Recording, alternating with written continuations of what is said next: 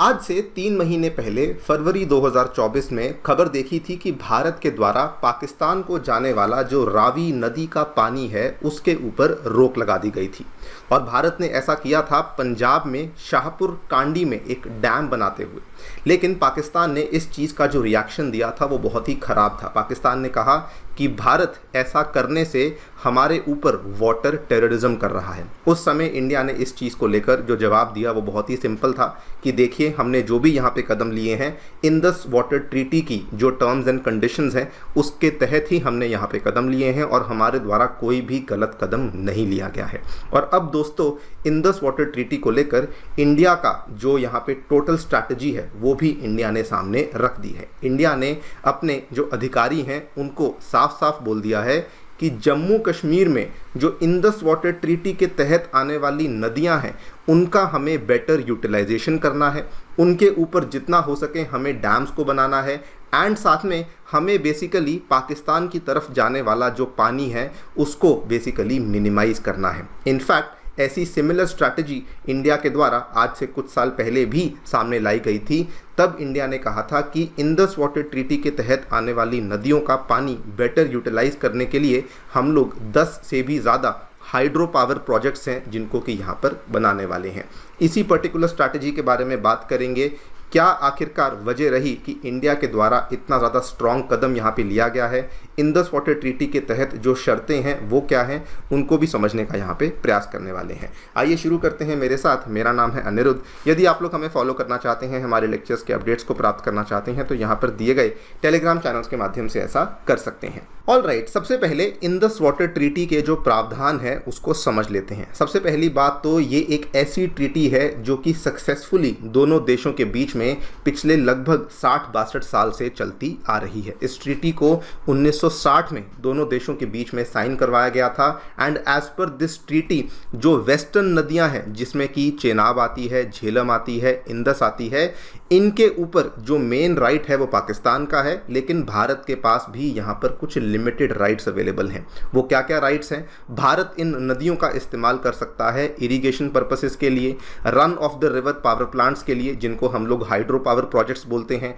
या फिर limited storage के लिए, या फिर नॉन कंजप्टिव यूजेज के लिए। और जो बाकी 3 नदियां हैं सतलुज, ब्यास और रावी, इनका इस्तेमाल बेसिकली मेन राइट इनके ऊपर भारत के पास है और इनकी जो एक्सक्लूसिव राइट्स हैं वो भी यहाँ पे भारत के पास ही लाई करती हैं।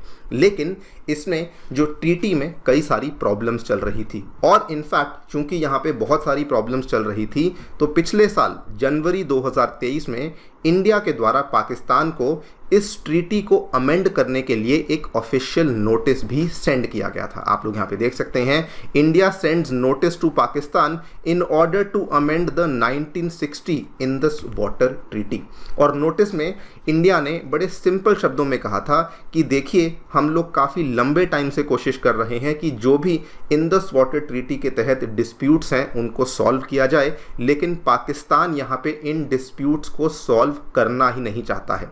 इंडिया ने इस रिपोर्ट में मेंशन किया कि पाकिस्तान की इंट्रांसिजेंस शो हो रही है in resolving disputes over the Kishanganga and Ratle projects. उस समय मुद्दा चेनाब नदी के ऊपर बनाए जाने वाले जो 2 हाइड्रो पावर प्रोजेक्ट्स हैं, किशन गंगा और रैटले, इनको लेकर चल रहा था। आप लोग यहाँ पे मैप में देख भी सकते हैं। मैं आपको किशन गंगा प्रोजेक्ट की जो एग्जैक्ट लोकेशन है वो शो कर देता हूँ। यहाँ पे आप देखेंगे ये बंदीपोरा की लोकेशन है। बंदीपोरा के थोड़ा ही उत्तर में 4-5 किलोमीटर उत्तर में हमें देखने को मिलता है द किशन गंगा प्रोजेक्ट, जिसको लेकर डिस्प्यूट आज से नहीं बहुत लंबे टाइम से चल रहा था और इंडिया इसी डिस्प्यूट को सॉल्व करने की रिक्वेस्ट में लगा हुआ था। लेकिन जब पाकिस्तान इसको सॉल्व नहीं कर रहा था तो भारत के द्वारा यहाँ पे ऑफिशियल नोटिस भेज दिया गया।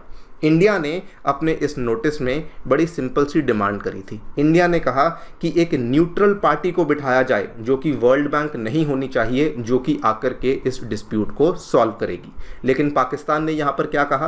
पाकिस्तान ने कहा कि न्यूट्रल पार्टी नहीं, एक कोर्ट ऑफ आर्बिट्रेशन को बनाया जाए जिसके तहत इस डिस्प्यूट को यहाँ पे सॉल्व किया जाएगा। अब जब ये सारी कहानी हुई तो वर्ल्ड बैंक ने यहाँ पे इंडिया के मना करने के बावजूद भी इंटरफेरेंस करी। वर्ल्ड बैंक ने कहा ऐसा करते करते हैं, जो पाकिस्तान डिमांड कर रहा है कोर्ट ऑफ आर्बिट्रेशन की, उसको भी यहाँ पे बना देते हैं, और जो इंडिया डिमांड कर रहा है न्यूट्रल एक्सपर्ट की, उसको भी यहाँ पर हम लोग अपॉइंट कर देते हैं। यानी कि 2 सेपरेट प्रोसेसेस चलते रहेंगे, जिसके बिना पे न्यू दिल्ली और इस्लामाबाद के बीच में जो भी डिफरेंसेस हैं, जो भी डिस्प्यूट्स हैं, उनको यहाँ पे सॉल्व किया जा सकेगा। उस टाइम पे इंडिया इस चीज़ को लेकर बहुत ही नाखुश था, बल्कि इंडिया के द्वारा यहाँ पे बड़ा ही कड़ा जवाब दिया गया। सबसे पहले इंडिया ने कहा कि वर्ल्ड बैंक का इंडस वाटर ट्रीटी के बीच में दखल अंदाजी करना, हस्तक्षेप करना हमें बिल्कुल भी मंजूर नहीं है। नंबर 2, इंडिया ने कहा कि अगर वो इंटरप्रेट यहाँ पे कर रहा है तो उसके पास कोई हक नहीं है कि वो इस ट्रीटी को हमारे लिए इंटरप्रेट करे। वर्ल्ड बैंक केवल इस ट्रीटी के लिए उस टाइम पे बिचौलिया था, आज के टाइम पे वर्ल्ड बैंक का इस चीज़ को लेकर कोई भी जो पावर है, कोई भी यहाँ पर इनका सेंस नहीं बनता कि वर्ल्ड बैंक बीच में आकर के इंटरफेयर करे। और इनफैक्ट इंडिया का जो यहाँ पर अप्रोच था ये बिल्कुल सही था। इंडिया ने कहा कि एज पर द ट्रीटी एक ग्रेडेड अप्रोच है जिसको कि फॉलो करना ज़रूरी है। ग्रेडेड अप्रोच या फिर सिक्वेंशियल अप्रोच में क्या होता है? इंडिया ने कहा सबसे पहले इंटर गवर्नमेंटल अप्रोच फॉलो होती है, यानी कि दोनों देशों की जो सरकारें हैं वो आपस में बातचीत करेंगी। वो यहाँ पे पॉसिबल नहीं हो पाया क्योंकि इंडिया ने नोटिस भेजा, पाकिस्तान ने कोई जवाब दिया ही नहीं।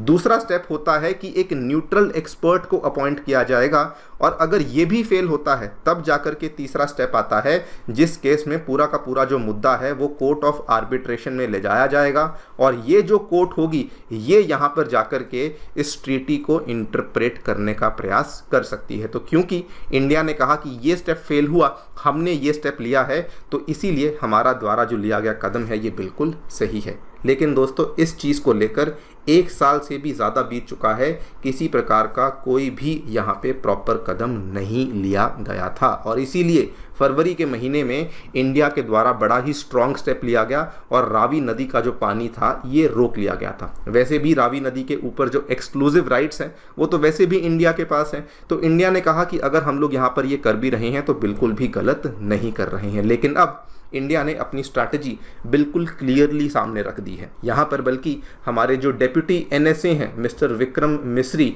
उन्होंने यहाँ पे साफ साफ कहा, एक स्पेशल टास्क फोर्स की मीटिंग हुई थी श्रीनगर में, उन्होंने साफ साफ कहा that we need to ensure exercise of India's rights under the Indus water treaty, और इन राइट्स के तहत जो भी नदियाँ, वेस्टर्न नदियाँ जिसमें कि चेनाब आती है, जिसमें कि इंदस आती है, जिसमें कि झेलम आती है, इनके ऊपर हमारे द्वारा जो हाइड्रो पावर प्रोजेक्ट्स हैं इनको बनाया जाना चाहिए। और ये बिल्कुल सही है, बिकॉज इंडिया के पास इन नदियों की नॉन कंजम्पटिव यूजेज की जो राइट्स हैं वो अवेलेबल वैसे भी एज पर द ट्रीटी करवाई गई हैं। नॉन कंजम्पटिव यूजेज में क्या कुछ आता है? फॉर एग्जाम्पल बोटिंग हुई, फिशिंग हुई, फोटोग्राफी हुई, या उसके अलावा आप मान लीजिए हाइड्रो पावर प्रोजेक्ट्स को बनाना हुआ, इरिगेशन करना हुआ, ये सब काम इंडिया यहाँ पर कर सकता है, और केवल यही स्ट्रैटेजी यहाँ पर बेसिकली सामने रखी गई है। वैसे ये वाली स्ट्रैटेजी तो रखी गई है, लेकिन कुछ कुछ एक्सपर्ट्स का तो ये मानना है कि इंडिया को इंडस वाटर ट्रीटी को ऑल टुगेदर बंद ही कर देना चाहिए, क्योंकि एक्सपर्ट्स ये कहते हैं कि खून और पानी का जो फ्लो है वो एक साथ नहीं हो सकता है। एक्सपर्ट्स का यहाँ पर ये भी कहना है कि जिस तरीके चाइना ब्रह्मपुत्रा के केस में भारत के साथ खिलवाड़ कर रहा है, वैसे ही हमें भी ऐसा करना चाहिए।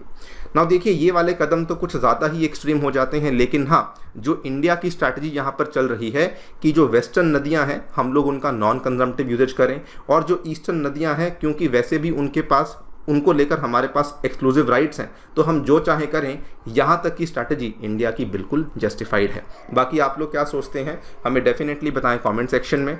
जाने से पहले बताना चाहूँगा दोस्तों, 2023 के एग्जामिनेशन में अनअकैडमी के लर्नर्स के द्वारा बहुत ही शानदार परफॉर्मेंस करके दिखाया गया है। अगर आप भी इन्हीं लर्नर्स की तरह अपनी तैयारी अनअकैडमी के साथ करना चाहते हैं तो हमारे सेंटर्स नई दिल्ली के करोल बाग में, नई दिल्ली के मुखर्जी नगर में, उत्तर प्रदेश के प्रयागराज में आ चुके हैं। इन सभी सेंटर्स में हम लोग आपके लिए 2025 और 26 के लिए जो फाउंडेशन कोर्सेज हैं उनको लेकर आ चुके हैं, जहां पर कि कोर्सेज के साथ साथ CSAT ऐसे writing classes, current affairs coverage, educators के साथ इंटरेक्शन, 1:1 मेंटरशिप और टेस्ट सीरीज, सभी चीज़ें अवेलेबल करवाते हैं।